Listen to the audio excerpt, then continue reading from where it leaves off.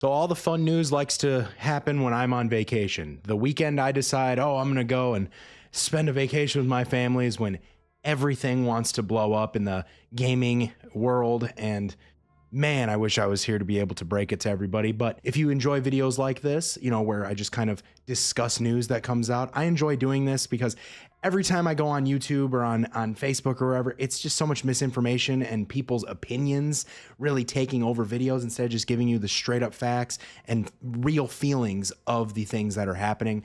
Today, I wanted to talk a little bit about the Microsoft news of their price increases, as well as Gears of War Reloaded, which is a crazy surprise to me. I had a feeling that we were going to be seeing more Microsoft first party games coming to PlayStation, but I didn't expect it this soon, and I didn't expect it to be announced out of nowhere like this. I thought it'd be like a big, like a Microsoft Direct type of thing, or like a press conference kind of thing to discuss these things. But we're going to flip right over to that, and we're going to talk a little bit about it. Again, if you like videos like this, throw me a subscription. It helps me out a lot. It keeps me motivated, keeps me going. I enjoy doing videos like this for you guys, as well as gameplay videos and reviews. And all of those things will also be happening consistently as well. I just really like breaking the news to people about things because, I try to keep level headed. I'm not being paid to do this. I'm just a normal dude that just has an opinion on things, and I don't want to sway anybody one way or another. I just want to give you my opinion on it. That's really where it's at. But I'm always going to give you guys a fair take on everything that I look at. Now, with that being said, let's flip over to the article that I wanted to read to you guys and show you guys. We'll talk a little bit about the implications of everything. So give me one sec. Alrighty, so first off here, just a couple nights ago, May 5th, actually, today's May 6th. So just yesterday or the day before, I was still on vacation coming home. So the news broke while I was on a plane, so I didn't really get the news until I landed. Gears of War Reloaded Remaster is coming to PS5, Xbox, and PC in August, which is crazy because August is literally 2025 is stacking up to be an incredible year. There's a lot of remasters happening, it seems like, starting with Oblivion, which was a really good remaster. And I think we're going to be seeing more of these remasters going forward as well, because they sell. I've been saying this for a long time. If you don't like remasters, don't buy them. Who cares? They're going to be bought either way. People love nostalgia, myself included. I love being able to play my old games, and we're not ever going to reach a point where backwards compatibility is going to be on every game. Every disc that we own, we're not going to be able to play those on the newer consoles. So remasters like this are really the only way we have to experience old school games that we enjoy in a more modern fashion, as in, and not like modern as in like woke, but in a more, new trophies, new multiplayer, stuff like that type of way. And this seems to be no different than that.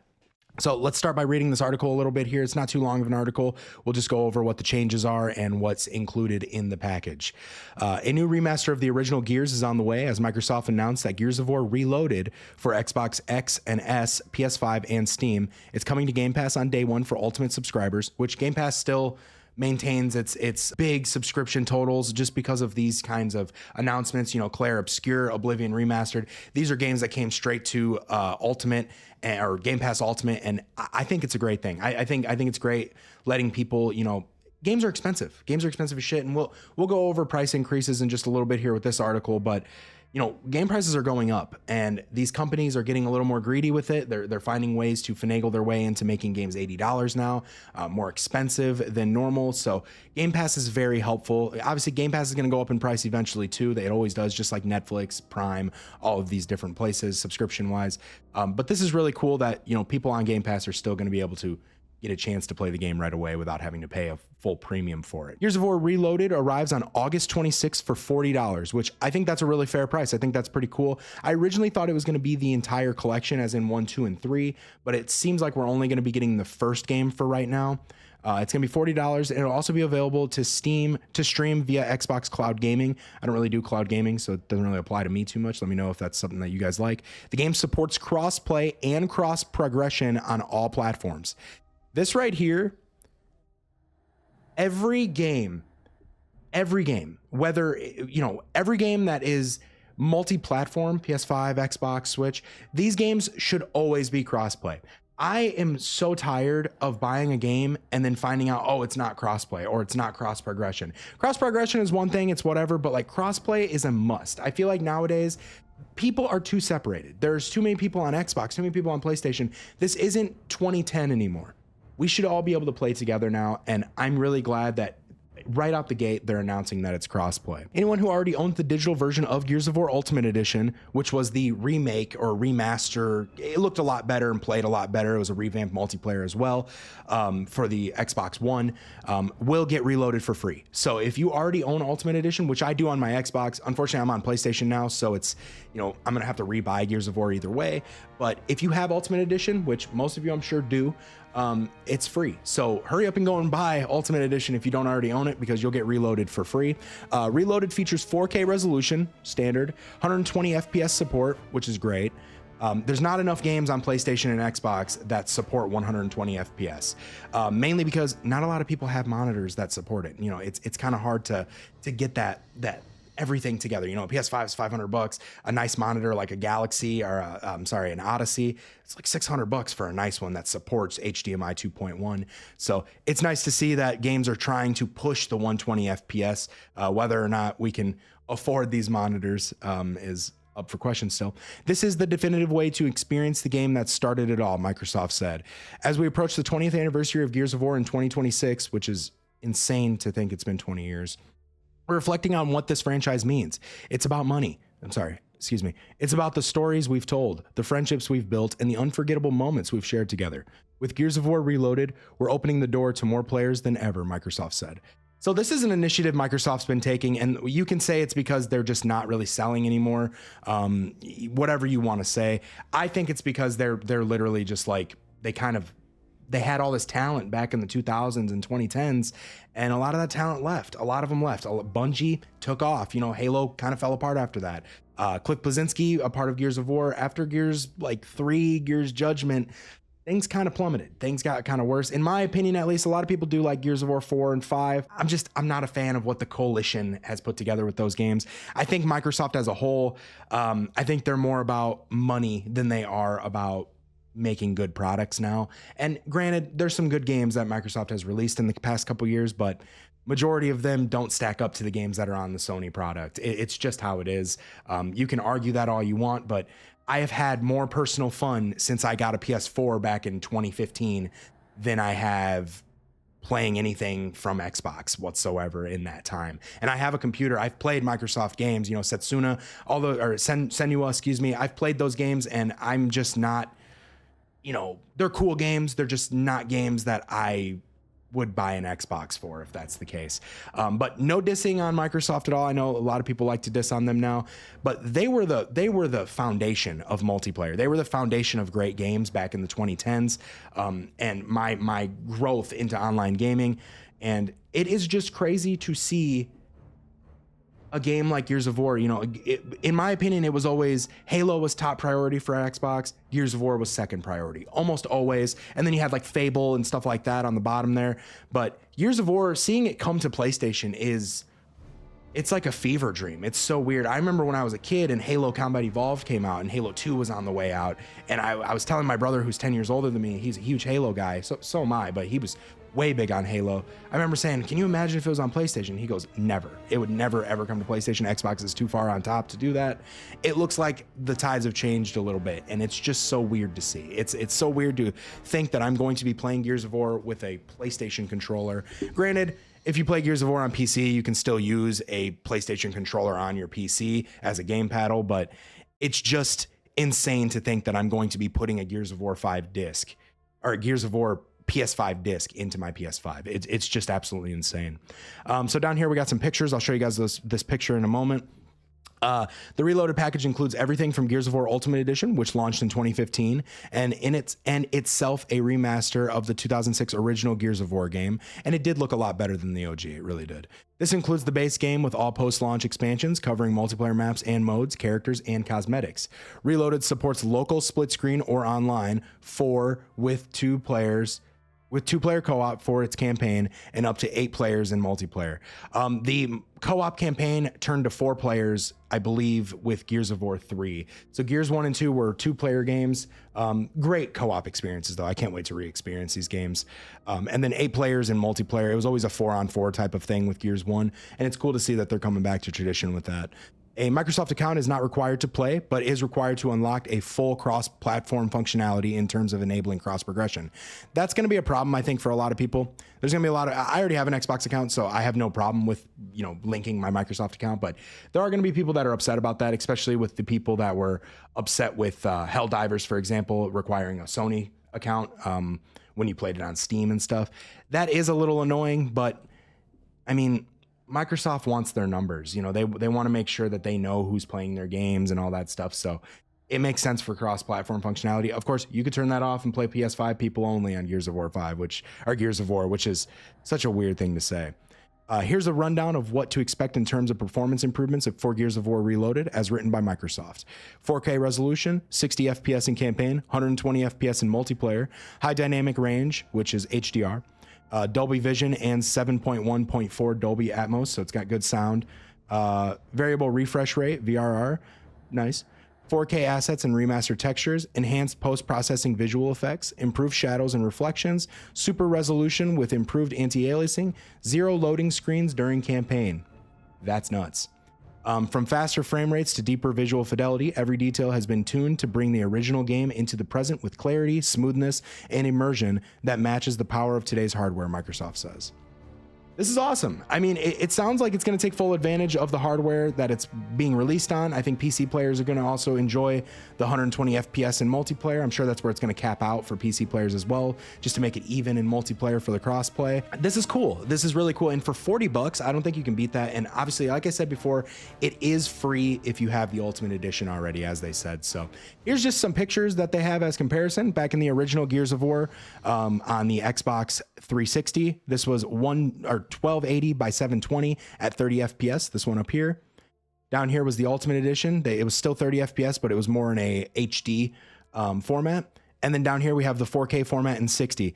You can clearly see the brightness is raised. It looks a lot nicer. The shadows look a lot deeper. Obviously, we don't have the full picture, but clearly this looks a lot better. I personally think $40 for Gears of War on a PlayStation is fucking awesome. I think that's a steal, and August can't come soon enough. So that's really all I have to say about this. I can't wait for this. I'll keep up to date with it as news rolls out, but it looks like they gave us all the news that we need. Expect to see a trailer soon. I would assume in the next month. Expect a trailer by June. Also expect a multiplayer rundown. They're probably going to show some people some multiplayer stuff. It's just so weird back in the day when I had a 360 and playing Gears of War, and my PlayStation friends at school, though, the 2 or 3 people that had PlayStations, were like, man, if only we had a Gears of War, if only we could get one of those. And now we have one. It's just absolutely insane to see how Sony has kind of just taken over the entire market when it comes to third-party games, as well as their competition. Maybe Mario will one day be on Sony products. I highly doubt it, but I don't know. I don't know what this really means for Microsoft, though. But with that being said, I wanted to go over to this article, which caught me by surprise. I mean, it didn't surprise me necessarily because every company is bound to start doing this. But Microsoft is raising prices. They are raising prices substantially as well. Okay, my cats are freaking out. So here you're going to see in an announcement today, the company said it will be raising prices on Xbox consoles, controllers, headsets, and some games. The price hike for consoles and accessories kicks off today, May 1st. Again, I was on vacation, so this is new to me. And while game prices will stay the same for now, we should expect to see Xbox charging $79.99 for new first-party games around the holiday season. Like I said before, there ain't shit first-party wise that I would go out of my way for $80 from this company. With Nintendo, Mario Kart obviously looks great. Donkey Kong, love that. Mario in general, I love that. Zelda games, I'd pay $80 for. Fuck it, because I like those games. They always have something good for me. Microsoft hasn't really given me anything good in the last decade, single player wise. Maybe there's a few little hidden gems that I'm not thinking of right now, but nothing right now that comes to mind where I'm like, oh, I'd spend $80 for that. So it's just so weird to hear that they think that their first party games are going to be worth the $80. It sounds to me like tariffs maybe are going to be a problem here. I'm not really too sure, but I think this is more so greed. I've said this before, and I'll say it again. I think greed is very heavy in the gaming industry. I think it's really easy to be like, oh, well, Nintendo's doing it, let's do it too. It's very easy. It's very easy to be like, oh, it's tariffs. these companies have way too much money to worry about that shit. I know losing money is not a good thing for companies, but nobody's going to pay $80 for brand new games unless you're like a diehard Xbox fan. You might not even be playing on an Xbox in the next decade. So it's just weird to me to see this. Price increases are taking effect globally, with the exception of headset prices, which are only going up in the US and Canada. And down here, going forward, here are the expected prices on various Xbox consoles and accessories in the US. Xbox Series S's are going to go to $379 from $279, so they went up about $80. Or I'm sorry, they went up about $80. They went from $300 to $380. The Xbox Series S 1 terabyte goes to $429.99 from $350. I think that is an insane price increase, mainly because the Series S holds the console back. That was one of the main reasons they didn't get Wukong, which was a really, really well received game, and Sony made a lot of money off of that game being on Sony and PC only, pretty much. One of the reasons that game wasn't able to come to Xbox was because they couldn't come to terms with the S version not being able to run the game properly. So that was that. And when it comes down to it, when you increase prices this much for a console that's really just a digital console that has worse hardware in it, I don't think that's a good look. I really don't. I think they should have decreased the price of the Series S, raised the price of the Series X if they really had to, and maybe things would have been received a little bit better, from me at least. Xbox Series X digital is going to $550 from $450, which that's insane. Xbox Series X is going to $600 from $500, so that's going up $100. I'm sorry, I don't know anybody that's paying even $400 for an Xbox right now. All of my friends either stick with PC or they're on PS5. It's one or the other. I'm sorry, I don't think people are going to pay that much. I don't think people are going to care enough about Xboxes to pay $600. And I'm not trying to hate on them. You know, do what you got to do. If you play on Xbox, good for you. But like, these are not good price increases. Xbox Series X 2 terabyte Galaxy Special Edition is going to be $730. It was $600. I didn't even know that existed. I will continue to pretend it doesn't. Xbox wireless controllers for core ones, which are just normal color schemes, you know, like the black or the white ones, they're $65. The colored ones are going to be $70, which I feel like that's pretty standard. Xbox wireless controller special editions are $80, standard. Xbox wireless controller limited editions are going to $90 from $80. That's, yeah. Xbox Elite wireless controller Series 2. I have a Series 2, like the full one, and I paid like $240 for it when it first ever came out. I think, no, maybe that's the PlayStation controller. Either way, the Elite controllers are not very good. I went through like 4 of them. The stick drift is insane. The paddles stink. They're just not that good. If anything, they should have decreased the price of these. So those are going to $200 from $179.99. They're only going up about $20, but I don't think they're really worth buying. You're better off just playing with a normal controller, honestly. That's how shitty they are. Xbox stereo headsets are staying at $65. Xbox wireless headsets are going to $120 from $110.